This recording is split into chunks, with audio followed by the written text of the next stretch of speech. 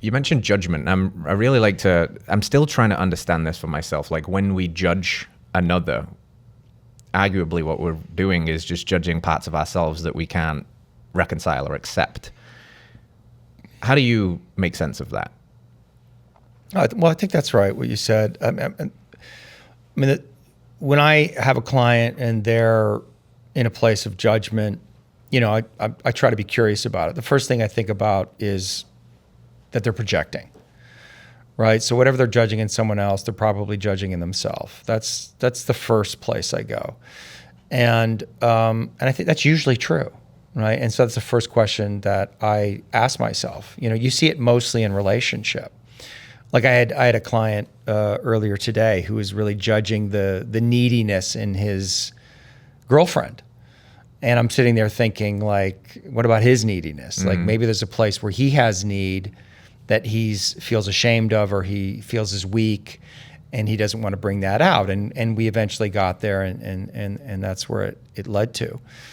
Judgment, really, if you think about it, it's the intention is separation, right? Which is ultimately all separation is separation from the self.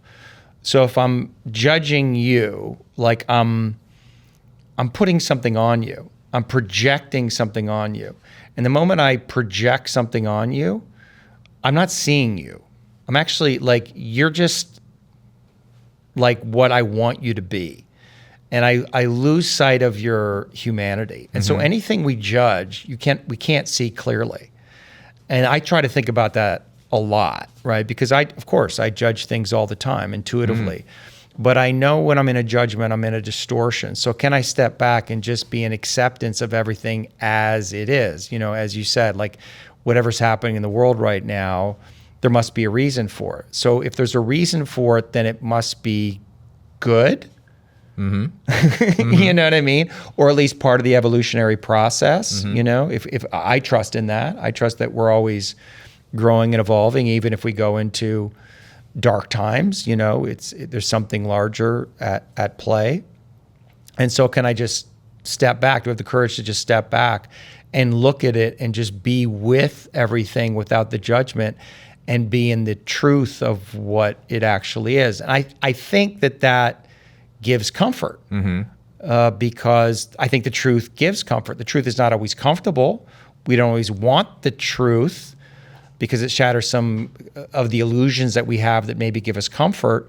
But ultimately, if we get there and confront it, there is a kind of a peace and an ease that we can come to. So, but we all judge, and it's just being mindful and having the framework that I just described, and you just, the work I do in general, I'm not trying to get anybody to a place of perfection and enlightenment.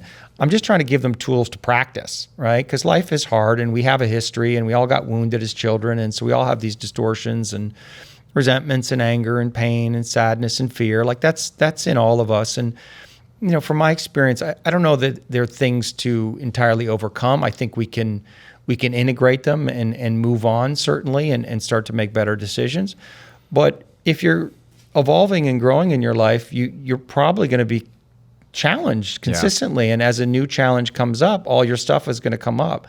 So what I'm trying to do is just give people a framework and a set of tools so that they can meet those challenges with a little bit more awareness, consciousness, and most importantly, self-compassion, right? Because often when we lose our mind or things go sideways, the first thing we do is like, what the fuck is my problem? Whether we say that out loud or in our own mind, like we turn on ourselves. And if you can not judge yourself there and get curious about what's going on, like if I'm failing in my business, generally the go-to is like, what's my problem? I'm no good at this. But if I can step outside myself and say, well, what's happening here?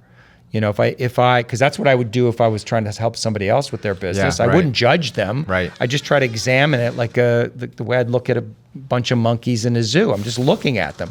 So can I look at myself the way that I would look with just neutrality at a monkey in a zoo? And that's what I'm trying to teach people to do.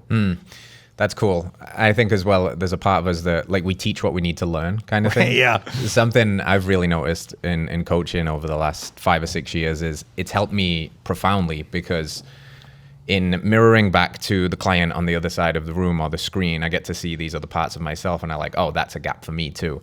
How do you, because I think what you're saying there is, instead of just immediately going to the judgment, like, man, you're a piece of shit, it's like, what's really going on here? What need is unmet, and why is this happening? Like, talk to yourself like you would a good friend. Like, if your friend came to you with a problem, you wouldn't be like, dude, you're such a fuck up, like, you suck. You would try and like love them a little bit, and it's hard sometimes when things aren't going well. What are some better questions that people can ask there instead of immediately going to the judgment? Well, you just asked it, what do I need? That's the first question to ask, you know. If you're in a place of distress, anxiety, fear, sadness, it's like, what do I need?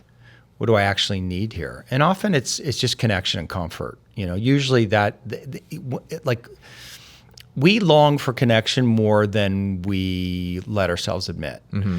In fact, when you ask people a series of questions, you know, why do you want this? Why do you want that? And you keep asking, what they'll get to is connection.